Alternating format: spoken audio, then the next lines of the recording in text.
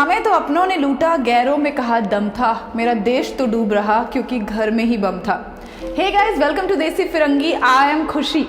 इस वक्त हमारे देश की जो हालत है उस पर ये शेर एकदम सटीक बैठता है, क्योंकि हमारे देश में रह रहे ही कुछ लोग ऐसे हैं जो हमारे देश को लगातार पीछे खींचने की कोशिश कर रहे हैं। कोरोना से लड़ाई बहुत बड़ी है और न जाने कितने ही देश इस लड़ाई से लड़ते लड़ते अपने कितने ही लोगों को खो चुके हैं। हमारे देश में कुछ लोग लगातार ये कोशिश कर रहे हैं कि देश कोरोना से लड़ाई हार जाए।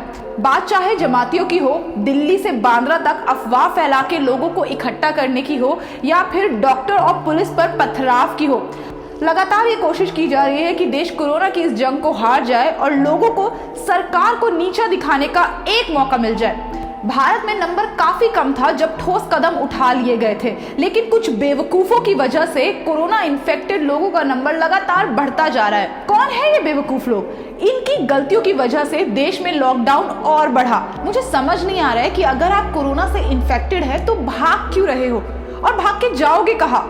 उन डॉक्टर्स पर आखिर पथराव क्यों जो तुम्हारी ही जान बचाना चाहते हैं? पूरे देश में लोगों को इंतजार है कि आखिर लॉकडाउन कब खत्म होगा। ज्यादातर लोग लॉकडाउन का पालन भी कर रहे हैं। पूरे देश की इकोनॉमी नीचे जा रही है, लेकिन लोग शांत हैं, क्योंकि जान है तो जहान है। अगर जिंदा बचे तो फिर काम पे लौटेंगे, फिर देश की इकोनॉमी ऊपर आ जाएगी। सिर्फ इंडिया की नहीं बल्कि पूरी दुनिया की इकोनॉमी नीचे जा रही है। भारत में नहीं, पूरी दुनिया में लोगों की नौकरियां जा रही है। ऑफ कोर्स इंडिया की पॉपुलेशन ज्यादा है तो समस्याएं भी ज्यादा होंगी, लेकिन कुछ लोगों की वजह से अगर कोरोना बढ़ता है तो देश में समस्याएं और बढ़ेंगी।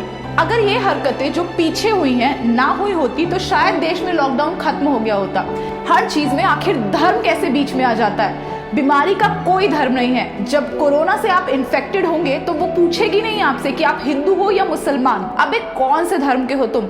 धर्म तो छोड़ो, तुम इंसान भी हो जो ऐसी हरकतें कर रहे हो। जो तुम्हारी जान बचाना चाहते हैं उन पर पथराव, उन पर थूकना। मुझे लगता है तुम्हारे शरीर को नहीं, तुम्हारे दिमाग को इलाज की जरूरत है। मान जाओ, अभी भी वक्त है, वरना पुलिस के डंडे नहीं मिलिट्री की गोलियां खानी पड़ेंगी। और पूरे देश को बचाने के लिए अगर तुम जैसे कुछ लोगों की जान चली भी जाती है तो उससे देश का फायदा ही होगा, कोई नुकसान नहीं। इस बार बात किसी धर्म की, किसी समाज की या किसी मजहब की नहीं है, बात है पूरे देश की। और हर बार विक्टिम कार्ड प्ले करके तुम बचकर निकल नहीं सकते हो।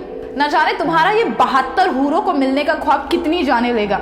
ऐसा क्या पढ़ाता है तुम्हारे मदरसों में कि पूरे देश नहीं, पूरी दुनिया के स्कूल कॉलेज बंद है, लेकिन तुम्हारे मदरसों में पढ़ाई जारी है? क्या पढ़ाते हैं? बम और गोली से नहीं तो लेटेस्ट वेपन कोरोना से इन्फेक्ट करके लोगों को मारो। अगर मदरसों के अलावा किसी स्कूल में पढ़ लिए होते तो पता चलता कि असली जन्नत यही है, सारी खूबसूरती यही है, मरने के बाद कुछ नहीं है। कोरोना खत्म होने के बाद सबसे पहले देश में इन मदरसों को बंद करना चाहिए।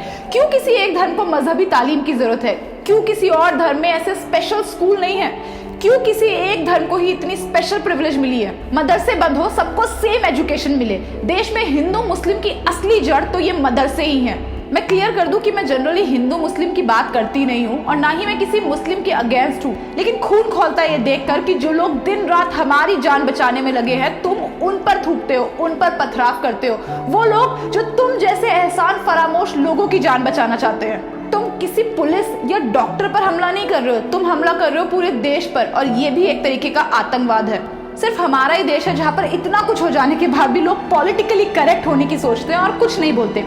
आई लिव इन जर्मनी, और यहाँ पे अगर एक मुस्लिम कोई गलत हरकत कर दे तो लोग पूरी मुस्लिम कम्युनिटी के अगेंस्ट हो जाते हैं और सड़कों पर आकर प्रोटेस्ट करते हैं और इन लोगों को देश से बाहर निकालने की बात करते हैं, गालियां देते हैं, और कोई कुछ नहीं बोल पाता। लेकिन हमारे देश में लोग कुछ भी कहने से डरते हैं। सही बात है, पांचों उंगलियां बराबर नहीं होती।